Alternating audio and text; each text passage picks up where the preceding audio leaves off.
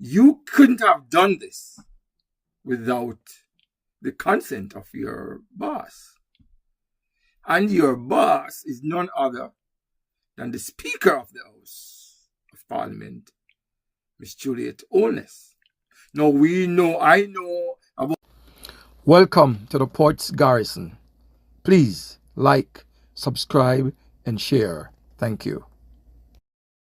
Greetings and welcome to the Port's Garrison, where I am your host, Phil the Port, and I thank you for taking the time to stop, to click, to listen, to watch what is going on inside the garrison. Now, on my mind is the old issue of hickey pon neck, love bites, hickeys, as we say in Jamaica. Now, recently, the clerk of the Houses of Parliament in Jamaica, one Miss Colleen Lowe, issued a memorandum, an internal memorandum. It's internal, so I don't know how it got out to the public. So issued an internal memorandum to her staff, letting them know that if they were to turn up to work with love bites, hickeys on their necks, then they will be sent home and that they will be deducted from their leave allowance. Miss Lowe, you're gone really high now. Aren't you actually overreaching here? Now, the basis on which you're making this claim or issuing this directive is that you quoted the required attire and appearance of the Parliament to make it professional. They have to be dressed in a certain way. But hickey pon neck, Miss Lowe, is not a dress. It's not an attire. It's what happens in the throes of passion. And well, personally, I am not a fan of hickey, but some people are. Shows possession, whatever. In the throes of passion, they do crazy things. But you have now made yourself the hickey police, which I don't know how you're going to sit. Somebody walks in, you're going to examine them and say, okay, this is eczema, or this is a bruise, this is a mosquito bite, irritation. How are you going to know what's an hickey and what is not an hickey? Now, you couldn't have done this without the consent of your boss. And your boss is none other than the Speaker of the House of Parliament, Miss Juliet Onus. Now, I know about our issues. Long references to standing orders and so on. Now, I remember her having an issue with the use of the Jamaican patois in the Parliament. It's forbidden to use patois in Parliament without prior permission. That is permission of the Speaker. So we've moved from patois to hickey. And as I said, this didn't come under the name or the signature of Mrs. Onus. But there's no way Miss Lowe would have acted, in my view, could have acted without the approval of Mrs. Onus. Now, there are way more important things in Parliament to make it professional.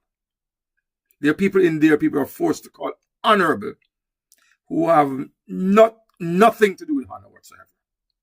There are people in there who, well, there's illicit 8, not 6, 8 is in there. That's 8 persons who are being investigated for corruption, illicit enrichment. For the longest time, we have not heard who they are, but we know they exist. Matter of fact, the Prime Minister was one of them. There are persons there who recently had corruption charges. They were found guilty of corruption. There's this in there. There are persons in there who are sexual deviants, thieves, liars, women beaters. Some persons in there by nature of their lifestyle, they are lawbreakers. But they're still sitting in there. But I take it that Miss Lowe can't affect these persons. But she can joke her boss and say, boss. Even the boss, but something has to be done about that, because that's what the public sees. The public sees, because look, the staff of the parliament, they basically have internal customers, in my view, mostly internal customers. They don't interact that much with the public. They interact with the members of parliament and their colleagues. So it's not like a customer will walk in and say, oh, look at that. There are way more important things, Miss Lowe, to focus on more than trying to police people. Because when them there, them here in the bedroom or wherever they're doing what they're doing, that's their business. I mean, so now them have got, ladies now have to put some makeup on it or comb it out as them used to. The men, I don't know, I guess. I don't know what they're going to do. I mean, stop it. So, in the heights of passion, you have to say, look, remember, no biting, no nibbling, because you can get me in trouble at work. Miss Lowe looks like a young person. I shouldn't be concerned in this day and age about such trivial things. She should be more liberated. Them kind of old time thinking when you couldn't work in a bank with this kind of hairstyle or that kind of hairstyle. We need to grow past that. It is just ridiculous. Policing people for love bites makes absolutely no sense to me, that is. So, we need to sort out ourselves now. And as I said, Miss Lowe could not have done this without the approval of her boss. And bossy, I feel say you have a big two hands in this matter. Way more important things to focus on. So let me know if you agree with me or you think Miss Lowe is right. I mean, some people are going to agree that she's right and all that. But let me know. Let me know what your thoughts are in the comment section. And until next time when something else seeks to enter the garrison, as always, is enough love, enough manners, and enough respects. Just share the video now.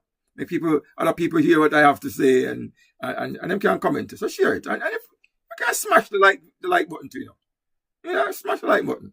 As always, enough love, enough manners, all the respects and blessings.